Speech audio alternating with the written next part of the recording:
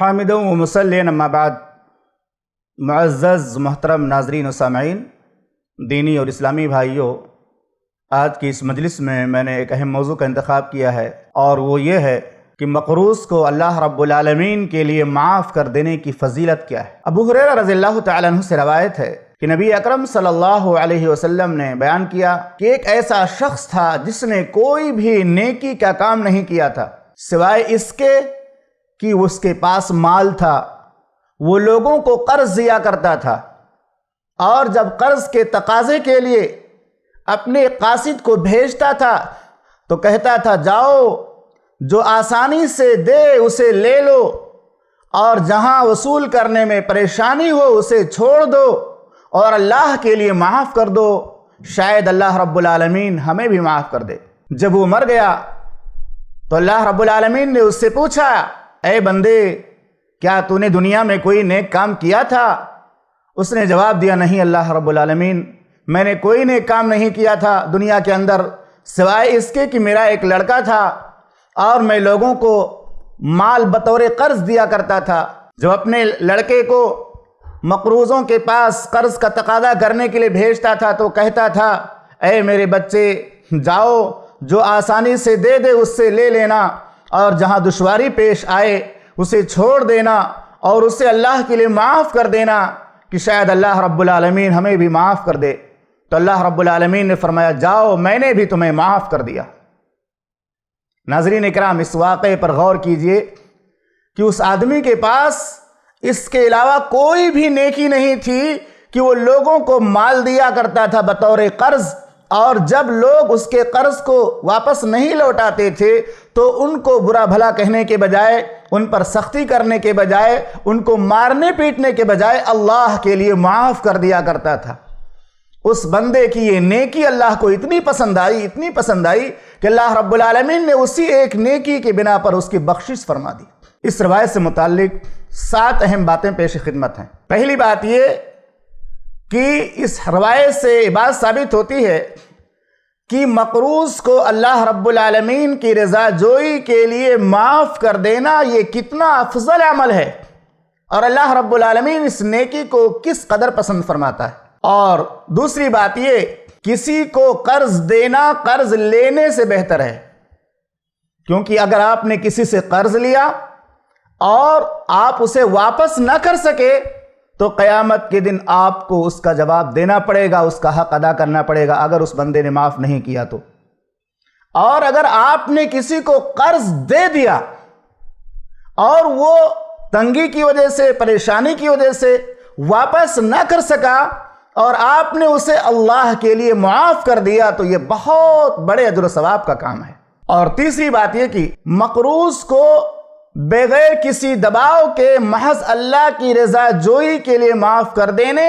اور کسی انسان کے دباؤ میں آ کر معاف کر دینے کے اجر و ثواب میں بہت بڑا فرق ہے۔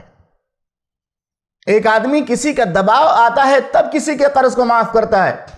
اس کے ثواب میں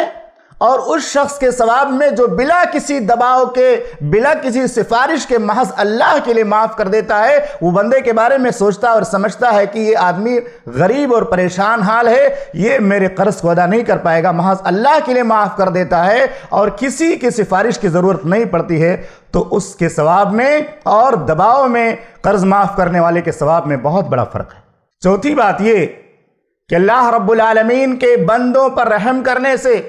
اللہ رب العالمین کی رحمت حاصل ہوتی ہے، جیسا کہ محمد رسول اللہ صلی اللہ علیہ وسلم کی مشہور حدیث ہے، ارحموا من فی الارض یرحمکم من فی السماء۔ تم اللہ رب العالمین کی ان مخلوقات کے ساتھ رحمت کا معاملہ کرو، ان لوگوں پر رحم کرو جو زمین کے اندر ہیں، اللہ رب العالمین تم پر رحم فرمائے گا جو آسمانوں میں ہے۔ شاعر کہتا ہے، کرو مہربانی تم اہل زمین پر، کرو مہربانی تم اہل زمین پر، وہ رب مہرباں ہوگا عرش بری پر۔ پانچویں بات یہ کہ اگر اپنا نمائندہ کہیں بھیجنا ہو تو اسے سختی کے بجائے نرمی کی وصیت کر کے بھیجنا چاہیے، اس سے سماج اور معاشرے میں آدمی کو عزت ملتی ہے۔ اگر آپ اپنا نمائندہ کہیں بھیج رہے ہیں تو آپ اسے نرمی کی وصیت کر کے بھیجیے، جیسا کہ محمد رسول اللہ صلی اللہ علیہ وسلم کی تعلیم بشرا ولا تنفرا یسرا ولا تعسرا، دو صحابی کو آپ نے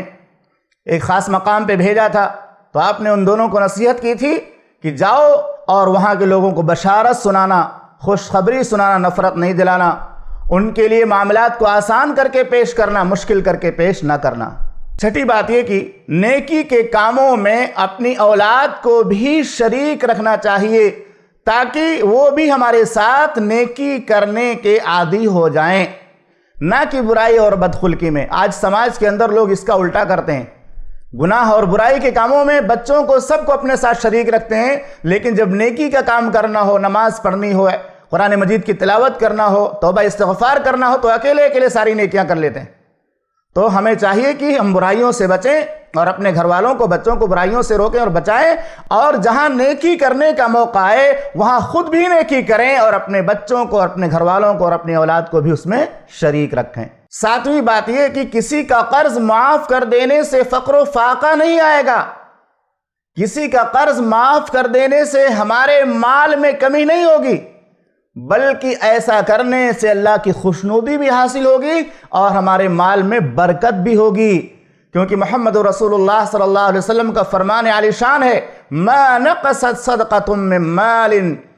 کبھی بھی کسی صدقے نے کسی مال سے کوئی کمی نہیں کی، یعنی صدقہ کرنے سے مال کم نہیں ہوتا۔ اللہ رب العالمین سے دعا ہے کہ رب العالمین ہمیں بھی آپس میں ایک دوسرے کے ساتھ حسن سلوک کرنے اور ایک دوسرے کو معاف کرنے کی توفیق عطا فرما اور ایمان کے ساتھ موت نصیب فرما، آمین۔ وصلی اللہ علیہ نبی الکریم۔ السلام علیکم ورحمۃ اللہ وبرکاتہ۔